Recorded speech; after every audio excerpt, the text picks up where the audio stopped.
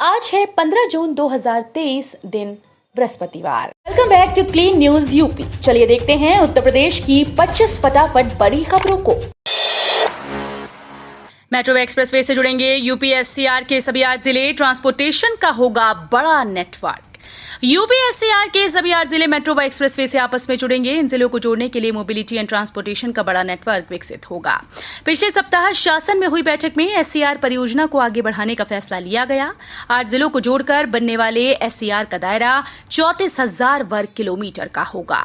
मुख्यमंत्री के निर्देश पर दिल्ली एनसीआर की तर्ज पर यूपी स्टेट कैपिटल रीजन बनाने का प्रस्ताव तैयार कर लिया गया है। यूपी बीएड प्रवेश परीक्षा आज। उत्तर प्रदेश के बीएड कॉलेजेस में प्रवेश के लिए आयोजित होने वाली राज्य स्तरीय परीक्षा का आयोजन आज 15 जून को होगा। परीक्षा की तैयारियों के लिए डॉक्टर भीमराव अंबेडकर विश्वविद्यालय के जेपी सभागार में बैठक का आयोजन किया गया। प्रवेश परीक्षा जनपद के 29 केंद्रों पर आयोजित की जाएगी। इसमें 13,829 अभ्यर्थी शामिल होंगे। बैठक में अपर जिलाधिकारी अनूप कुमार और डॉक्टर भीमराव अंबेडकर विश्वविद्यालय के कुल सचिव डॉक्टर विनोद कुमार ने पर्यवेक्षक, स्टैटिक मजिस्ट्रेट, केंद्र प्रभारियों को परीक्षा का आयोजन शुचिता और शांतिपूर्ण तरीके से संपन्न कराने के लिए दिशा निर्देश दिए। अलीगढ़ का नाम जल्द होना चाहिए हरिगढ़। पंडित धीरेन्द्र शास्त्री के इस बयान से खड़ा हुआ बवाल। बागेश्वर धाम सरकार के पीठाधीश्वर पंडित धीरेन्द्र मोहन शास्त्री ने यूपी के अलीगढ़ जिले का नाम बदलकर हरिगढ़ करने की मांग उठा दी। उन्होंने सूबे के मुखिया योगी आदित्यनाथ से अलीगढ़ का नाम की डिमांड की है। पंडित धीरेन्द्र शास्त्री के इस बयान के बाद जिले के युवाओं में भी जोश देखने को मिल रहा है। उनका कहना है कि वो अलीगढ़ का नाम परिवर्तन करने की काफी लंबे समय से मांग कर रहे थे। अब प्रख्यात कथावाचक धीरेन्द्र शास्त्री ने भी उनकी मांग का समर्थन किया।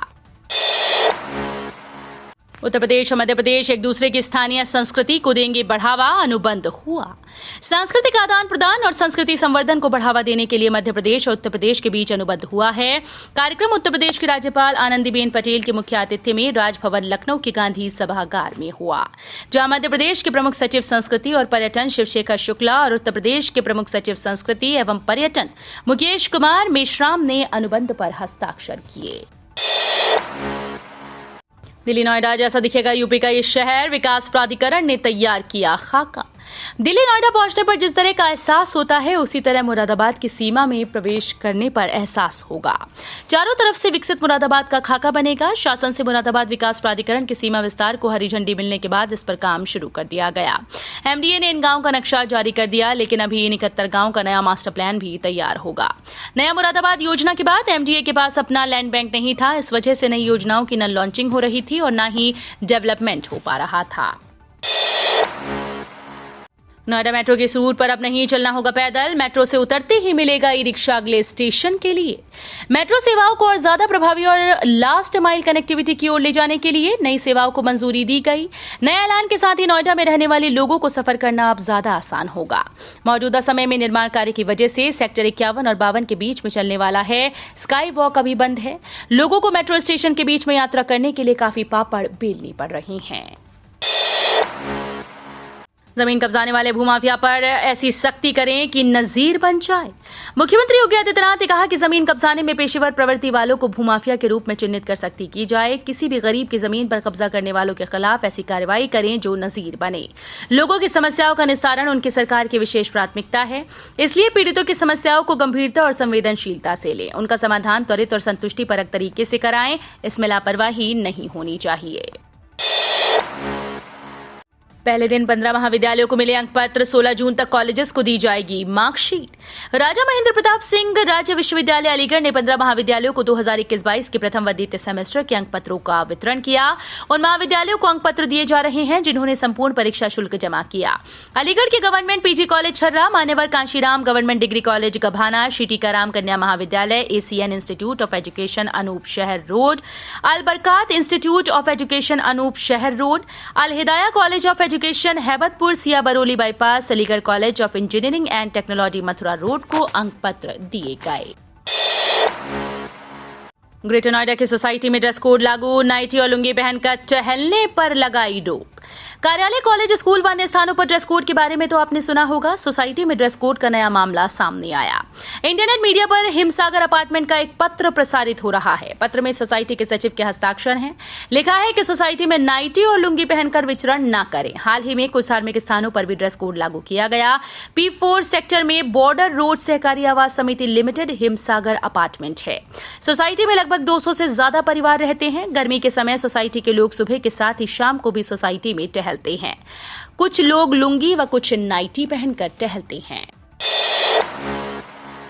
मेधावियों से बोले सीएम योगी, शिक्षा के प्रति भक्ति का भाव हो, नंबरों का अहंकार न पाले। मेधावी छात्र सम्मान समारोह में मुख्यमंत्री योगी आदित्यनाथ ने बुधवार को प्रदेश के मेधावियों को सम्मानित किया। इस दौरान उन्होंने छात्र छात्राओं को निरंतर प्रयास करते रहने का संदेश दिया और कहा कि जीवन में कठिन परिश्रम का कोई विकल्प नहीं होता। शिक्षा से आप जीवन की सभी चुनौतियों का सामना कर सकेंगे। शिक्षा में भक्ति होनी चाहिए। भक्ति में रावण ने कैलाश पर्वत उठा लिया था, पर अहंकार में अंगद का पैर भी नहीं उठा पाया।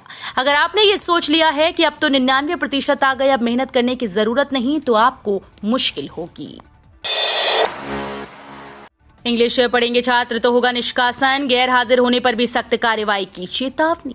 इस्लामी तालीम के प्रमुख केंद्र दारूल उलूम ने छात्रों के लिए नया फरमान जारी किया है। इसके तहत कोई भी छात्र दारूल उलूम में शिक्षा ग्रहण करने के दौरान इंग्लिश या किसी दूसरी भाषा का ज्ञान अर्जित नहीं कर सकेगा। स्पष्ट कहा गया कि आदेश न मानने वाले छात्र के विरुद्ध सीधे निष्कासन की कार्रवाई की जाएगी। दारूल उलूम के शिक्षा विभाग के प्रभारी मौलाना हुसैन हरिद्वारी की ओर से जारी किए गए आदेश में कहा गया कि दारूल उलूम में तालीम हासिल करने के दौरान छात्रों को इंग्लिश आदि सीखने की इजाजत नहीं होगी। पावर ऑफ अटॉर्नी पर लगेगा पूरा स्टैंप, पर परिवार के सदस्य को देना होगा बस 5,000 रुपए। अचल संपत्ति के लिए किसी के नाम पावर ऑफ अटॉर्नी करना आसान नहीं होगा। अब रजिस्ट्री की भांति ही स्टैंप शुल्क देना होगा। यद्यपि प्रदेश सरकार ने परिवार के सदस्यों के लिए बड़ी राहत देते हुए उन्हें इस नियम से मुक्त रखा है। यदि परिवार के सदस्य आपस में पावर ऑफ अटॉर्नी करना चाहते हैं तो 5,000 रुपए ही उन्हें जमा करने होंगे। बनारस से विशाखापट्टनम के बीच चलेंगी विशेष ट्रेन। भारतीय रेलवे ने यात्रियों की सहूलियत और सुविधा के लिए बनारस से विशाखापट्टनम के बीच एक जोड़ी साप्ताहिक विशेष ट्रेन चलाने का फैसला लिया है। पूर्वोत्तर रेलवे वाराणसी मंडल के जनसंपर्क अधिकारी अशोक कुमार के मुताबिक ट्रेन संख्या 08588 विशाखापट्टनम बनारस साप्ताहिक विशेष ट्रेन का संचालन 21 व 28 जून को होगा। गैर मान्यता प्राप्त मदरसों पर योगी सरकार कसेगी शिकंजा, इससे इलाके में तैयारी। गैर मान्यता प्राप्त मदरसों पर शिकंजा कसने की योगी सरकार तैयारी कर रही है। पिछले साल हुई जांच में सामने आए तथ्यों के आधार पर अब सरकार ऐसे मदरसों में पढ़ रहे विद्यार्थियों व आय स्रोतों का ब्यौरा जुटाएगी।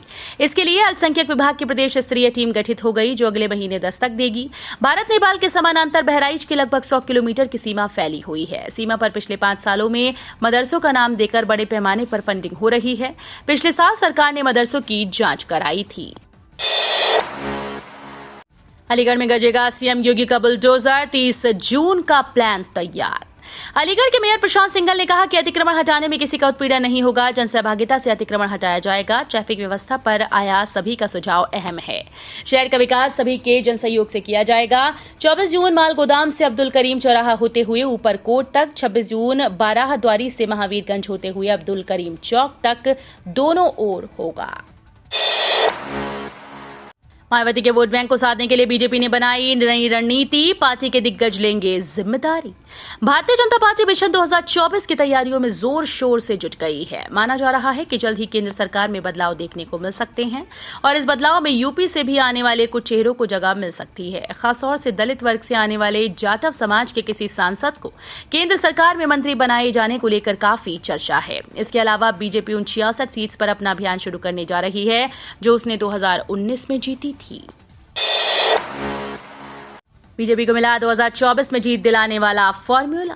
आगामी लोकसभा चुनाव में अब सिर्फ 1 साल से भी कम का वक्त रह गया। पीएम मोदी के नेतृत्व में बीजेपी ने अपनी तैयारियां शुरू कर दी, लेकिन कर्नाटक में मिले झटके के बाद बीजेपी सतर्क है और कोई भी चूक नहीं करना चाहती। 2024 में बीजेपी केंद्र सरकार में शामिल सभी मंत्रियों को लोकसभा का चुनाव लड़ाने का मन बना चुकी है। मोदी सरकार के कई बड़े और तेज तर्रार मिनिस्टर चुनाव के मैदान में दिख सकते हैं, यानी विदेश मंत्री एस जयशंकर, वित्त मंत्री निर्मला सीतारमण, रेल मंत्री अश्विनी वैष्णव और शिक्षा मंत्री धर्मेंद्र प्रधान जैसे नेता अपने लिए वोट मांगते दिखाई दे सकते हैं। योगी के आदेश से खिले विद्युत उपभोक्ताओं के चेहरे, प्रदेश में शटडाउन पर लगी रोक। मुख्यमंत्री योगी आदित्यनाथ ने गर्मी का पारा बढ़ते ही विद्युत विभाग की ओर से की जाने वाली धड़ाधड़ कटौती पर सख्त रुख अपनाया। बिजली के अभाव में गर्मी से झुलस रहे प्रदेशवासियों को बड़ी राहत देते हुए सीएम योगी ने शटडाउन पर रोक लगा दी। बुधवार को मुख्यमंत्री योगी आदित्यनाथ ने सुधार कार्य के नाम पर विद्युत विभाग की ओर से की जाने वाली बिजली कटौती पर सख्त रुख अपनाया। नकल माफिया समाज के सबसे बड़े दुश्मन, योगी बोले इनका बहिष्कार करें। नकल माफियाओं को समाज का सबसे बड़ा दुश्मन बताते हुए उत्तर प्रदेश के मुख्यमंत्री योगी आदित्यनाथ ने कहा कि 2017 के पहले यूपी बोर्ड नकल के लिए बदनाम था, जबकि मौजूदा सरकार ने नकल विहीन परीक्षा व्यवस्था लागू की। लोक भवन में आयोजित मेधावी छात्रों के सम्मान और टैबलेट वितरण कार्यक्रम को संबोधित करते हुए उन्होंने कहा कि नकल माफिया समाज के सबसे बड़े दुश्मन है। नकल कराकर शिक्षण स्थानों को अपवित्र करने वाले नकल माफिया का सामाजिक बहिष्कार करना चाहिए। रेलवे के जरिए दिल्ली और कोलकाता से जोड़ा जाएगा नोएडा एयरपोर्ट। जेवर के पास बन रहे नोएडा इंटरनेशनल एयरपोर्ट को रेल नेटवर्क से जोड़ा जाएगा। इस प्रोजेक्ट की डीपीआर तैयार करने के लिए कंपनी की तलाश शुरू हो गई। नोएडा इंटरनेशनल एयरपोर्ट एक ओर दिल्ली हावड़ा रेल नेटवर्क और दूसरी ओर दिल्ली मथुरा मुंबई रेल नेटवर्क से जोड़ा जाएगा। इसको लेकर यमुना अथॉरिटी ने काम शुरू कर दिया। इस काम के लिए यमुना अथॉरिटी ने बुलंदशहर जिले के चोला और वैर रेलवे स्टेशन से लेकर गौतम बुद्ध नगर जिले की सीमा से लगे बुलंदशहर जिले के 55 गांवों को यमुना सिटी में शामिल करा दिया है। यूपी में भविष्य की सियासत का केंद्र बना बनारस। बेटे की शादी के बहाने ओपी राजभर ने दिखाई ताकत। अफसर के सियासत के महारथी सुहेल देव भारतीय समाज पार्टी के राष्ट्रीय अध्यक्ष ओम प्रकाश राजभर ने बेटे की शादी के बाद सियासी अंगड़ाई ली। उन्होंने घर पर पक्ष व विपक्ष के नेताओं का जमावड़ा लगाकर सियासत में अपनी ताकत का एहसास कराया। साफ संदेश गया कि मिशन 2024 में किंग मेकर बनकर उभरेंगे। पूर्वांचल के अंतर्राष्ट्रीय स्टेडियम के निर्माण का रास्ता साफ। जुलाई में पीएम मोदी रखेंगे आधारशिला। पूर्वांचल के पहले अंतर्राष्ट्रीय क्रिकेट स्टेडियम के निर्माण से पहले कंपनी चयन की प्रक्रिया अब अंतिम दौर में है। उत्तर प्रदेश क्रिकेट एसोसिएशन ने निविदा प्रक्रिया में भाग ले रही कंपनीज के बीच फाइनेंशियल और तकनीकी बिड शुरू कर दी। उम्मीद है कि अगले सप्ताह तक स्टेडियम के निर्माण के लिए कंपनी का चयन कर लिया जाएगा। मोदी सरकार का बदल गया मूड। केंद्रीय कर्मचारियों के लिए 8वां वेतन आयोग लाएगी सरकार। पिछले दिनों चल रही चर्चा के आधार पर यह उम्मीद थी कि 8वां वेतन आयोग नहीं आएगा, लेकिन अब 7वें वेतन आयोग के बाद अगला वेतन आयोग लाने की तैयारी चल रही है। इस सब को लेकर सरकार की तरफ से किसी भी प्रकार का कोई आदेश जारी नहीं किया गया। दरअसल 2024 में लोकसभा के चुनाव होने हैं। ऐसे में चुनावी साल होने के कारण सरकार कर्मचारियों की किसी भी प्रकार की नाराजगी मोल लेने के चक्कर में नहीं है।